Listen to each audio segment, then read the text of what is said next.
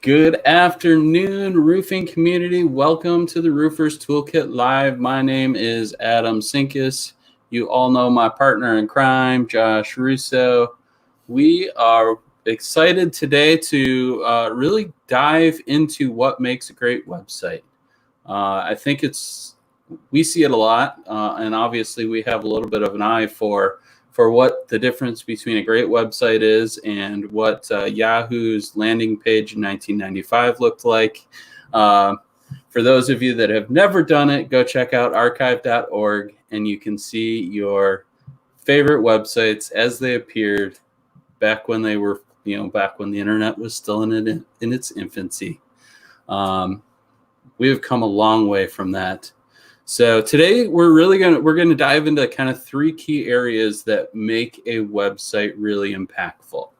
We're going to start off talking about design and some of those key areas of the actual visual design of the website. Then we'll get into content, so the words on the page and why they're important and how to make them more impactful. And then last but not least, how do we take that design and all those words and make it work for you? So let's lead it off with some critical design tips. So Josh, why don't you take lead on this one? Tell us what we should be doing in our visual design.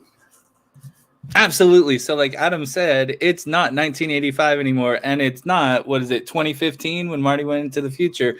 It is 2020. So stop making your website look like it was 5, 10, 20 years ago. In fact, we got some critical design tips here for you to help your website be even better than it is today. So tomorrow you can start seeing some better conversions. The first thing I want to talk about from a design aspect is your color scheme, right? Color scheme is super important.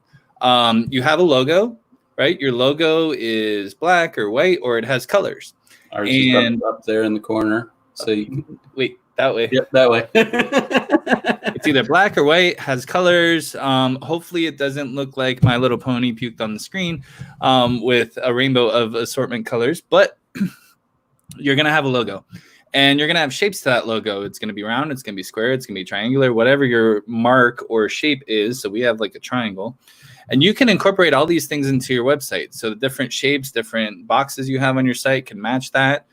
The colors that you use need to match your logo. It all needs to be consistent because those colors, whether it's red, white, blue, white, black, and green, whatever it is that you're using in your brand is going to be the colors that you associate with your people associate with your company. Sorry. So like think of Pepsi. Pepsi's what? You got the little circle with the wave. And what colors are it? Well, it's blue, white, and red. Blue, white, and red. Starbucks, has a little siren and it's all green and white, right? Yeah. So that's that green, that particular green we associate, we see it and we're like, oh, that's Starbucks green. It psychologically gets implanted. So the next thing we want to look at is what? So let's, we really need to start looking at the graphics that you're using on the page, right? So we've laid out the colors, graphics. One of the biggest things that we see when we're starting to look at prospective clients' websites is we see low quality images. Mm-hmm. And so this is, you've probably seen them on the websites. You go to the website and you look at the pictures and they appear all grainy and, not whales swimming behind you, but they appear a little bit grainy. And that all plays into your image. That is a quality. I see that personally when I see a web page as a quality issue. Mm-hmm. So, absolutely. So images stretched way too big, or they're trying to cover the whole entire page, but they're low resolution. So if you're going to have something that goes across your entire page, like a cover header image, it needs to be at least 2 megabytes or bigger in size. It needs to have that high resolution to it. Otherwise, it just doesn't look good. Yep. Also, if you're using stock photography, key tip for you, it's got to be something that you have rights to use. There is a lot of free photography out there that is labeled for reuse.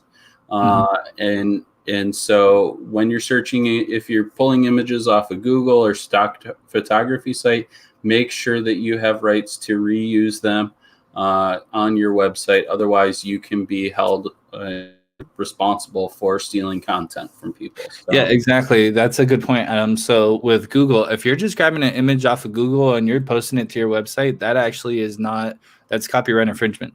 So you actually have to search in the advanced Google settings of images and look for stuff that is Creative Commons use or editorial use are the two uses that you can have for images. So if you're doing a newspaper article that's being published to a news source, you can use the editorial image. Other than that, you can't use the editorial image on your website. So you need to be careful about that. But yeah, having the right resolution image, making sure that you're able to use the image, and making sure the image makes sense for the message that you're trying to send. Yeah. Yep. So let's jump into white space, because I feel like that's kind of the next space we need to go into. We've talked about what we're going to put on the page. Now let's talk a little bit about how it's laid out, and white space is a key to that. So Josh, what is white space first of all, and how should we be using it? So white space, if you see here, is the area that there's actually nothing on your website. It's the area in which you're giving the user's eyes a break in between all the stuff that you've put on the page. The more stuff you put on the page, the more distracted your user is, and the less chance you're going to get of them staying on the page, and the less chance you're going to get them to convert with whatever you're trying to have them do on the page. So you definitely want to have good, clear-cut sections of the website. You want to make sure that the spacing between the images, the text, how much you're putting in that section is keep it simple, right? So less is more, really. Yep. It really is. Yes, it is. I always liken it to nobody likes like opening up. You remember your seventh grade chemistry book, right? That had very little white space in it. Nobody likes to read a web page that looks like that. Nope. So, last but not least is talking about phone number and your call to action that you should have throughout your web page. So your phone number should be visually available on every single page on your site in a consistent spot. That is key. So if I'm looking through your site, I should know to always go. If it shows up on the home page in the top right corner of your page, I should know that that's going to be there every single page I go to. And that's exactly where it should be, in the top right corner. Yep. So, and then your call to action, every page should have a call to action. Not every page's call to action needs to be exactly the same, but you should have a clear call to action on every single page. What do you want them to do from that page? Absolutely, because people only really do what you tell them to do or ask them to do, right? So, I mean, if somebody goes to a website and they see all this stuff and all this clutter, and it's like call, schedule an estimate, this, that, all this stuff, they're like, well, which thing should I do? Which way is the best way to get a hold of them? And they may even go off the site and go to your competitor because it's just too confusing to understand what you're offering them. So, we'll get at that into the next section, but just being really clear on what you want them to, the path you want them to take to understand what you do, who you are, and the best way to contact you, basically. Yeah. No, great call outs. And I think now is a great time to shift into, we've talked about what's on the page. Let's talk about the actual content, the words on the page, because that is equally as important as the design. So the first thing I really want to talk about here is I really want to talk about the message, right? Because the message that you put on each page is super, super important. Oh, shoot, he had this all keyed up. I'm trying here. What are you saying? So message is really, really important. So with message, I always want to focus on really kind of one topic per page. I want to keep things simple so that people know what they're reading on that specific page. I also want to stay consistent with my message. So we hear about tone of voice a lot in writing. If you remember back to high school or college English, right? And your professor's like tone of voice, tone of voice, tone of voice. That is super important in the writing on your website as well. It should be consistent. Yeah, and just to get a little bit detailed, because some people are like, what do you mean voice? So there's active voice and there's passive voice. There's also first person, second person, and third person.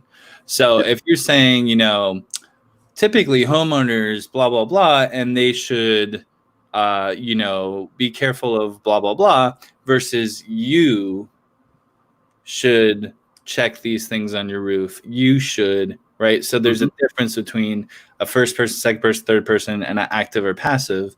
And it's more engaging when you use one versus the other. And we're not going to let that secret out yet.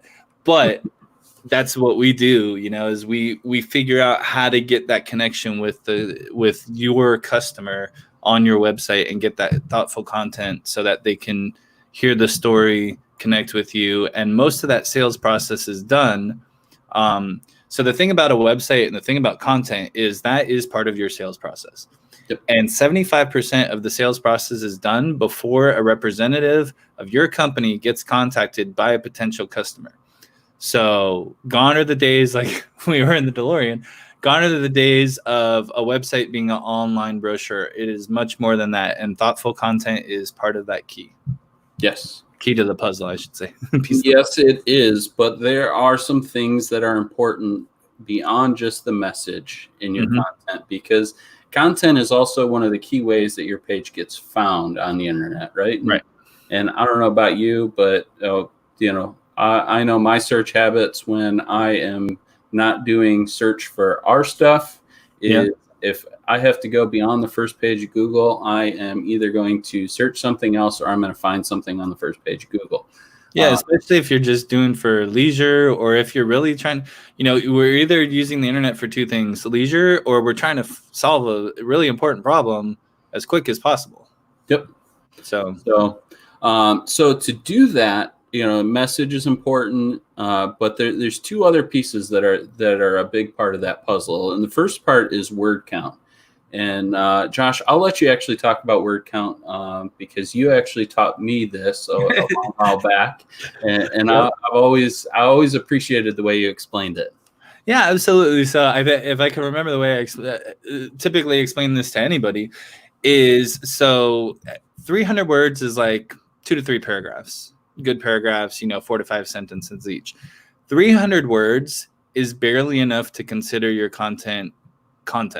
So Google doesn't even, it barely registers the page at 300 words. So if you're trying to be competitive, you're trying to rank for a topic, a blog, a service, residential roofing, roof replacement, and you have 300 words on the page, you're not even in the game. At 600 words, Google starts to crawl you, and it says, okay, this is a page with some content, but again, that page might be ranked on page 8 or 10 or 12 of Google SERPs. Once you get into the 1,000 words, that's when you start to be competitive. And we've seen some content on roofing be 2,500 words for a competitive service page. That's what we call anchor content, but it's basically content that then has sub-content to it that connects to other pages. Those are typically 2,500 to 5,000 words. So if you're trying to go up against competitors that are doing at least 800 to 1,000 words on their page, and you thought a couple paragraphs on your page was good enough to get ranked, think again. That's what we're here for, is to help you get ranked and be competitive and get found for your topic. So I think that's the best way to explain it. Yeah, that's exactly how you explained it to me back then. It makes so much sense, and it's super important. With those words, though, we got to be thoughtful in what words we choose, and this is where keywords come in. There is a huge amount of science that goes behind figuring out how people search and what people search. But the long and short of it is you've got to understand what people are outside of your industry are going to search to look for something inside your industry. So in roofing, are they going to search 3-tab architectural shingles? Probably not. Right. So to go after that as a keyword in your content is probably not going to yield you much value. But to put something in there like residential roofer, which is something I definitely would search for, that is going to give you value in people finding your content. So when we talk about keywords, these are the words that you're going to use within your content that Google's going to look for and people are going to search for. So. Yep, and unless you're a supplier, which we do want to work with, if you're a supplier out there and you need to get your brand out there and get some more roofers in your client base, give us a shout. But if you're a supplier and you're doing architectural shingle as a keyword or 3-tab, or single layer, whatever it is, that kind of stuff will be useful to you. But if you're a roofing company trying to reach a homeowner or even possibly a commercial client, being that specific in your product may or may not help you. It just depends on, if you're doing a sealant product, then sure. If a commercial client, a property manager is looking for a certain sealant. But then again, you have to have a strategy behind that. What types of sealant, what brands are you, advertising, things like that, because somebody may be looking for that. But when you're just residential roofing and you're dealing with homeowners, don't get that complex. Residential roofing is a great topic. Inside of that, you can put your keywords that they would be considering. Yep. So the key here is every business, every location, those keywords may be different, right? Yep. So where residential roofing may work for a good majority of market, there may be markets where residential roofing doesn't work. Mm-hmm. I can't think of any off the top of my head, but like, metal roofing, I know, there's parts of the country that metal roofing is not a popular, nobody's heard of it. Right. So, so trying to rank for metal roofing in one of those parts of the country, may not show you the value, where here in Florida or even up in the north where they get, or areas where they get lots of snow, where metal roofs are a lot more common. That is, something that's an advantageous search term for them. So every company, every location is a little bit different on those keywords. Absolutely. Just keep that in mind. So again, we are here to help you with that because we have strategies and tools that allow us to really dive into what people are actually looking for in your area. So, I mean, we've been helping roofers for like 4 to 5 years now, contracting companies. So we've pretty much seen all types of businesses, all types of areas, and the challenges you guys have been through. And so really the content needs to reflect your area, your industry, and your client base. Yep. I think that's a great way of putting it. Yeah. And that really kind of covers our last content, our last kind of concept in the content area, which is just about optimizing your content. And that's optimizing your content for your audience. And just always keeping that in mind, because if you're a roofing company and you're starting to talk about the Super Bowl, if the Super Bowl doesn't relate back to roofing, it's not helping you. Nope, not unless you're putting a roof on a dome. So yeah, if you are lucky enough to put the roof on the stadium where the Super Bowl is being played at, that's a great topic to talk about. Yep. But if you're not that company, stay away from it. Yeah, stay away from it. So let's get into strategy a little bit. That's really the last piece, because we talked about design, we talked about our content. Oh, he's switching his background. He's going to surprise us. This is the money shot, right? Because we can have a great design. We can have beautiful white space, great images, perfect colors, and we could have good content. But if all of that is not focused into a strategy that is built to convert, then we've done this all for nothing. You've spent a whole bunch of money on a website, a whole bunch of time on a website that isn't going to do you any bit of good. So right. Let's talk about audience, because we mentioned that a little bit in content. So let's dive a little deeper into that. Yeah, so absolutely. At the end of the day, I mean, you're trying to provide the customer with the right product, the right service, and you want to make sure you have the right customer. Not every customer is a fit for your company, and not every company is a fit for the customer, and vice versa. And so, I think it comes down to, so the first thing we look at for converting properly, having the right conversion strategy, is targeting the right audience. We talked about this in a couple other videos that we went through with direct mail, traditional advertising, digital advertising, but knowing your market, understanding who you're talking to, it kind of goes back to your voice of content too. So again, you can have a bunch of content. You can have 800 to 1,000 words. It could miss the mark on connecting with your customer, right? And if that happens, you've wasted, I mean, it takes 5-6 hours to put together a decent piece of content that ranks and is competitive. We're not talking about a piece of content just on your site. We're talking about a piece of content that's actually going to drive traffic and drive actual ROI in business. It takes about 5 to 6 hours to get that done on our team, on a team, in a marketing agency. We've talked with tons of agencies that do this. And so if you're putting all that content together, spending 5 to 6 hours doing it, you put it out there, it takes about 3 months to really get picked up by Google. 3 months goes by, 3 more months goes by, you're like, we're not really getting any business from our website. What's going on? Well, what happened was you missed the strategy part. You missed who you were talking to, how you were talking to them, the message, all of that plays together, the design into that strategy that converted. And now you have to start over again, which means another 6 months. And who knows if you're going to do it right the second time.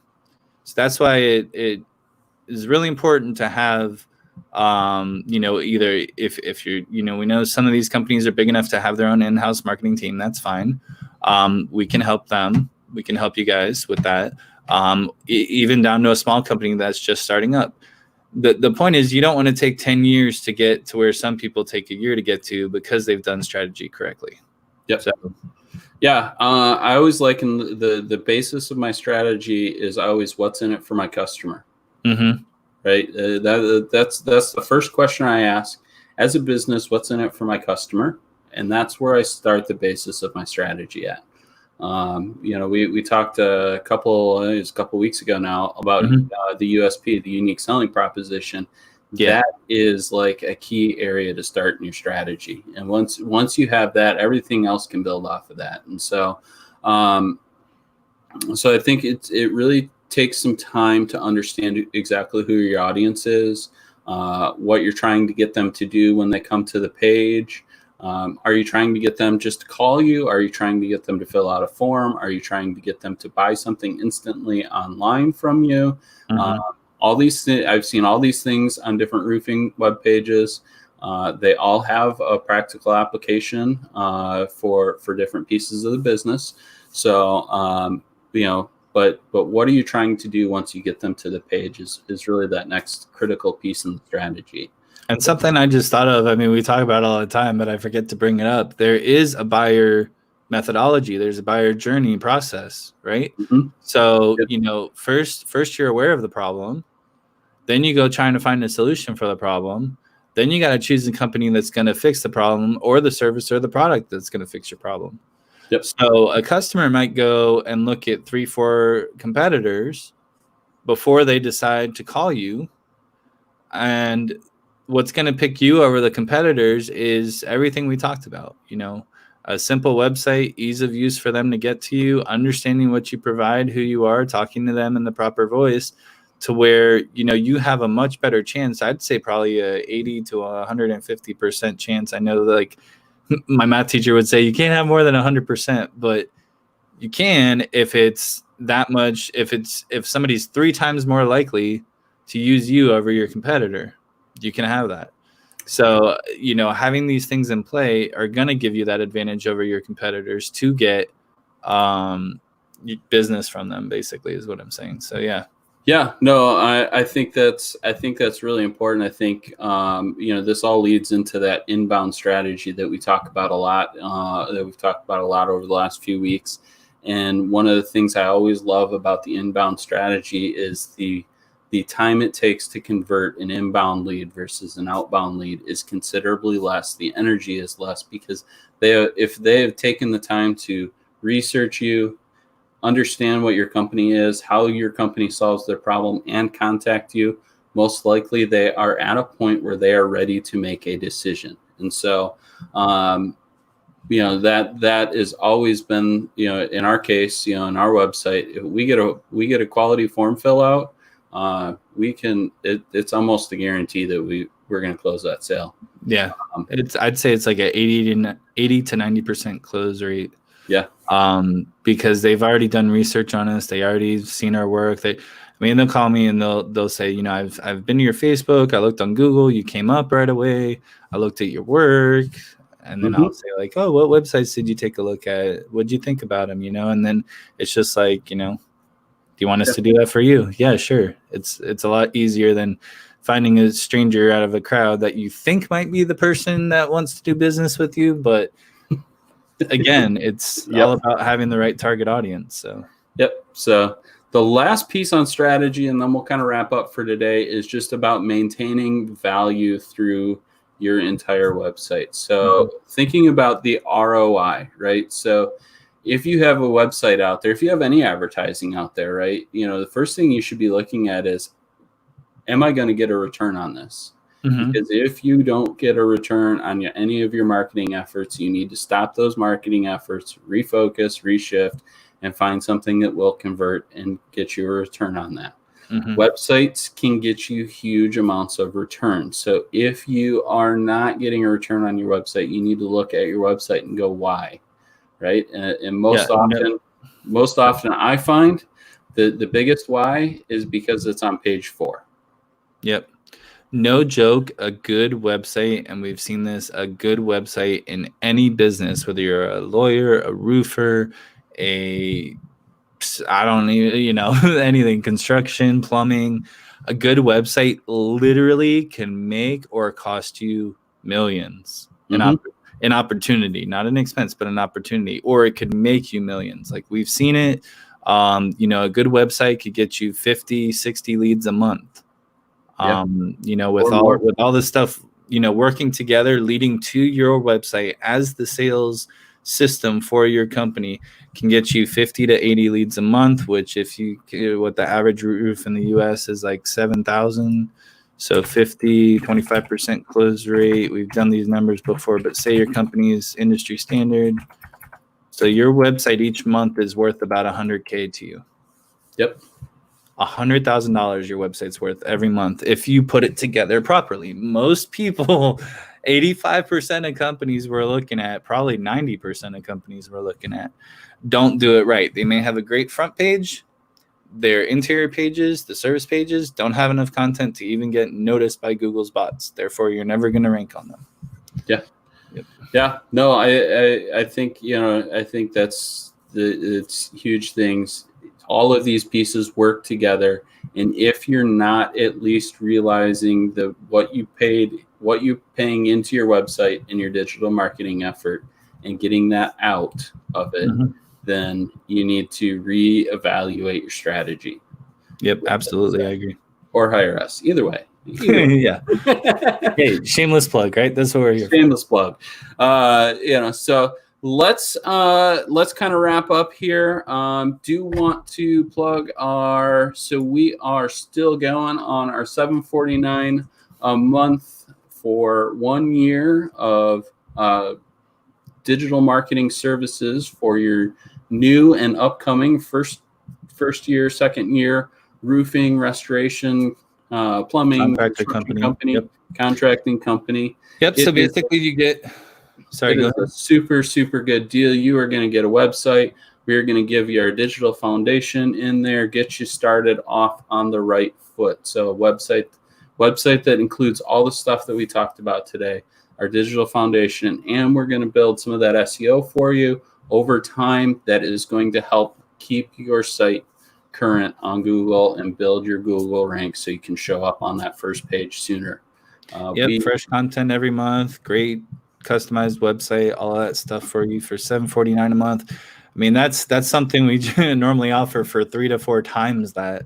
Yep. On a monthly basis. So this is something for first year, second year businesses. So you're looking at businesses basically that are probably under 500,000 in revenue. So 500,000 or less in revenue. That's if you're wondering, is that me? Am I going to be in that space? Yeah. If you're 500,000 or less in revenue, this is the best way to get boosted. And let me tell you, we've taken companies from no logo, no website to multi-million dollars in a matter of 2 to 3 years. So, and this is a critical part of the strategy. I mean, just to put this in reality for you, mean, the overall cost of this for an entire year is less than 10 grand. Less than 10 grand. Less than 10 grand. And we've seen people make 10 times that. Right. And I'm sounding infomercially here, and I hate it, but it's true. And so think about that from the perspective of what Josh was talking about with, average job is $7 grand, right? So it only takes a couple of jobs to pay for this for the entire year. Well, think about $749, and you land one job for $7 grand. That's already a 10 times return. And we're getting people, 40, 50, 80, 100 leads a month. Yep. So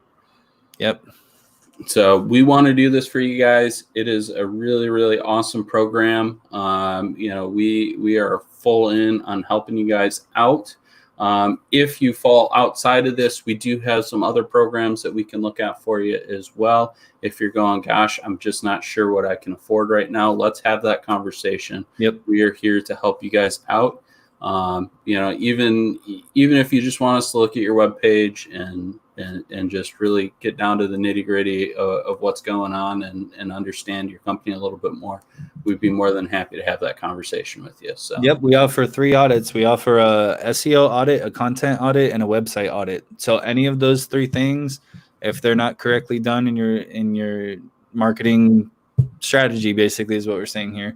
Any of those 3 things not being done right, or let's switch it the other way. If you fix one of those 3 things, you're going to see a huge increase in success in your marketing. Yep. Let's put it that way. Yep. And we want to see y'all successful. That's our goal. So, yep. So, all right. Any last words? No, I'm just kidding. Any last words? No, my last words, my final parting words on today would be simply, you've got to think about your website as a system. In the way we approach it in a little bit different order than we talked about it today, just because it makes more sense from a design perspective. We always start with strategy. We move into the design piece of it. What do we visually want it to look like? And then we build the content that matches that. Think of your website as a system. It's all got to work together. And so if you're not sure how to make it all work together, engage somebody that's in the marketing space that can help you put that all together. Absolutely. Sounds great. Well, thank you so much, everyone, for joining. And thank you, Adam. You're a fantastic partner and co-host every week for this awesome program that we do for roofers. And I'm just really excited to keep providing more content. We're probably going to take a hiatus here for a week or 2 just to get some more value and get some guest speakers on here. But we will see you again soon. And super excited for all of this. So we want to, like Adam said, we want to see you succeed, and we're here to help. You can visit us at myrooferseo.com. There we go. We're getting better at this. Over here. Give us a call, 561-231-0421. Thanks so much. Have a good one. Bye.